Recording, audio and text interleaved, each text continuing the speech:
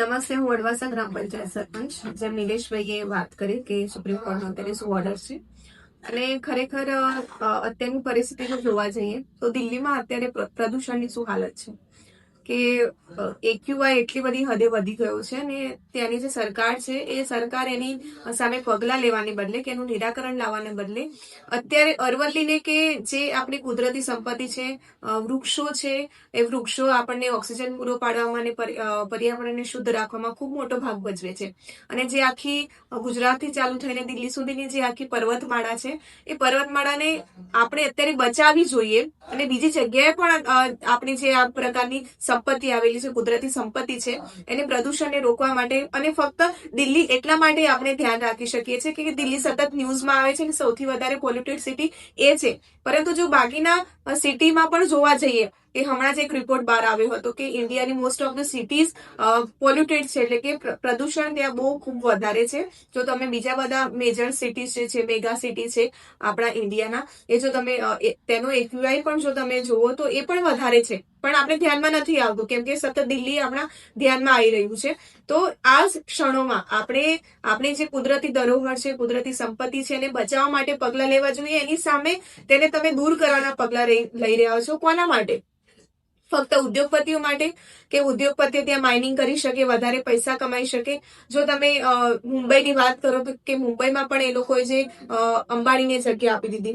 પછી બિહારની વાત કરો તો બિહારમાં પણ, અને જગ્યા આપીને પછી ત્યાં હજારો જે વૃક્ષો છે, મેંગ્રુવ્સ જે છે, ત્યાં એ લોકો કાપી રહ્યા છે. વૃક્ષો અત્યારે બચાવવા ખૂબ જરૂરી છે. જ્યારે અત્યારે એક પેડ માં કે નામની જગ્યાએ એક ઝાડ તમે વવડાવો છો, એની સામે તમે હજારો વૃક્ષો કાપો છો. તો આ રીતે આપણે ક્યારેય આપણા પ્રદૂષણને જે આ પ્રદૂષણ છે એને રોકી નહીં શકીએ. ઉપરથી એ દિવસે ને દિવસે વધતું જવાનું છે.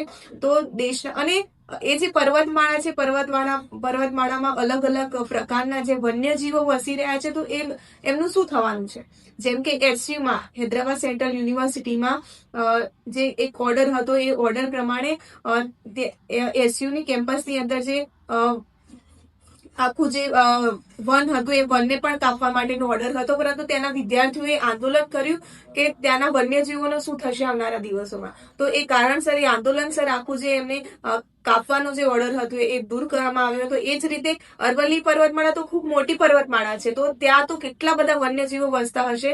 તો ખરેખર આપણે યુવાઓ તરીકે વિચારવું જોઈએ કે આપણે જે અરવલ્લી પર્વતમાળાને નુકસાન થઈ રહ્યું છે, ત્યાં હજારોની સંખ્યામાં જે વન્યજીવો વસી રહ્યા છે, તો એમના રક્ષણની જવાબદારી અત્યારે આપણી છે. અરવલ્લી પર્વતમાળા અત્યાર સુધી આપણે મદદ કરી રહી હતી, પરંતુ અત્યારે અરવલ્લી પર્વતમાળાને આપણી જરૂર છે. તો આપણા દેશના યુવાઓ ખરેખર આ માટે જાગૃત થાય. ઓલરેડી, એટલે કે પહેલેથી જ હરિયાણા છે, રાજસ્થાન છે, દિલ્હીમાં આ બાબતે પ્રોટેસ્ટ ચાલી રહ્યા છે. તો આપણે ગુજરાતમાં પણ અરવલ્લી પર્વતમાળાનો એક ભાગ છે.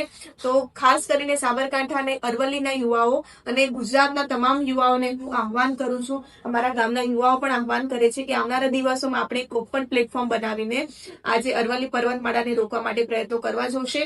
જો અત્યારે આપણે અવાજ નહીં ઉપાડીએ તો આ ફક્ત એક પહેલું સેમ્પલ રહેશે. આવનારા દિવસોમાં આપણા કુદરતી સંપત્તિને નુકસાન પહોંચાડવા માટે અને ઉદ્યોગપતિઓને લાભ પહોંચાડવા માટે કોઈ પણ કદમ આગે જઈ શકે છે. તો આ એમનું જે પગલું છે, અત્યારે યુવાઓ સાથે મળીને એમને બતાવવું જોઈએ કે જો તમે અમારા પર્યાવરણને નુકસાન કરશો, આપણી ધરોહરને નુકસાન કરશો, તો આપણે એમને નહીં બેસી રહીએ, આપણે એની વિરુદ્ધમાં અવાજ ઉઠાવીશું. એ માટે તમામ યુવાઓ એક થાય અને અમારું જે તમે અમારી સાથે જોડાવા માટે ઇન્સ્ટાગ્રામથી, ફેસબુકથી જોડાઈ શકો છો, અમને મેસેજ કરી શકો છો. તો આપણે આવનારા દિવસોમાં એક રણનીતિ બનાવીશું કે આપણે આની વિરુદ્ધમાં કઈ રીતે આગળ જવું.